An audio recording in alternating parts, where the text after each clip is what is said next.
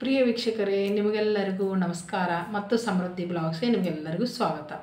ಇವತ್ತಿನ ಮನೆಮದ್ದು ಏನಂದರೆ, ಇನ್ನೊಂದು ಏನು ತಿಳಿಸ್ತೇನೆ ಅಂದರೆ, ನಿಮ್ಮ ಮದುವೆಗೋಸ್ಕರ ಇನ್ನೊಂದು ಮನೆಯಲ್ಲೇ ನೀವು ಇವಾಗ ಫೇಸ್ಗೆ ಟೂನರ್ ಅಂತ ಬರುತ್ತಲ್ಲ, ಅದು ಆ ಥರ ನೀವು ಮನೆಯಲ್ಲೇ ಮಾಡ್ಕೋಬೋದು.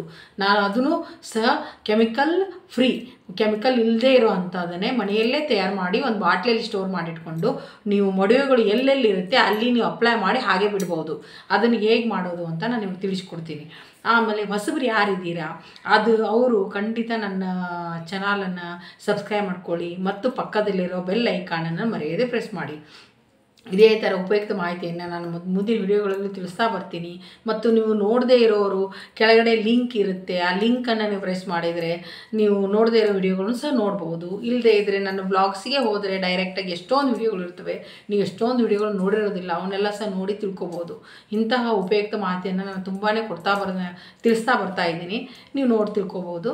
ಈಗ ಏನಂದರೆ, ಇವಾಗ ಮದುವೆಗೋಸ್ಕರ ಮನೆಯಲ್ಲೇ ಟೂನರನ್ನು ಮಾಡೋದು ಹೇಗೆ ಅಂತ ನಾನು ಹೇಳ್ತೀನಿ. ಏನಂದರೆ, ಫಸ್ಟು ಒಂದು ಹಿಡಿಯಷ್ಟು ಬೇವಿನ ಸೊಪ್ಪನ್ನು ತೆಗೆದುಕೊಳ್ಳಿ. ಅದನ್ನು ಫಸ್ಟ್ ಕ್ಲೀನಾಗಿ ನೀರಲ್ಲಿ ವಾಶ್ ಮಾಡ್ಕೊಂಬಿಡಿ.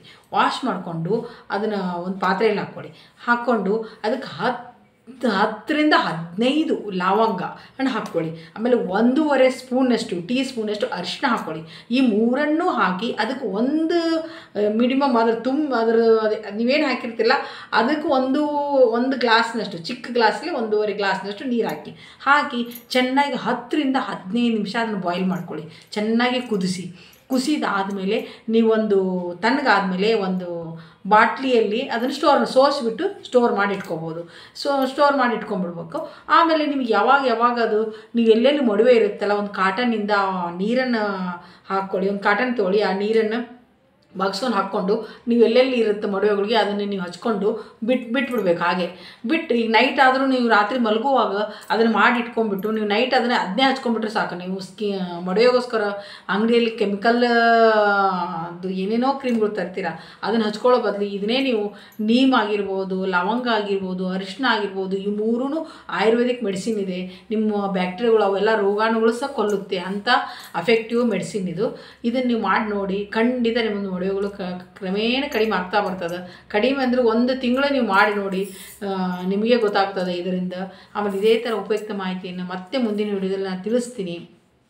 ಆಮೇಲೆ ನಿಮ್ಗೆ ಇಷ್ಟವಾದ್ರೆ ಖಂಡಿತ ಲೈಕ್ ಮಾಡ್ತೀರಂತ ನಾನು ಅಂದ್ಕೊಂಡಿದ್ದೀನಿ. ಆಮೇಲೆ ಕಮೆಂಟ್ಸ್ ಮಾಡಿ ಸಹ ತಿಳಿಸಿ, ನಿಮಗೆ ಏನಾದರೂ ಬೇರೆ ವಿಷಯಗಳು ಆಗಿರ್ಬೋದು ಬೇಕಾಗಿದ್ದರೆ ನಾನು ಮುಂದಿನ ವಿಡಿಯೋದಲ್ಲಿ ಸಹ ತಿಳಿಸಲು ಪ್ರಯತ್ನ ಮಾಡ್ತೀನಿ.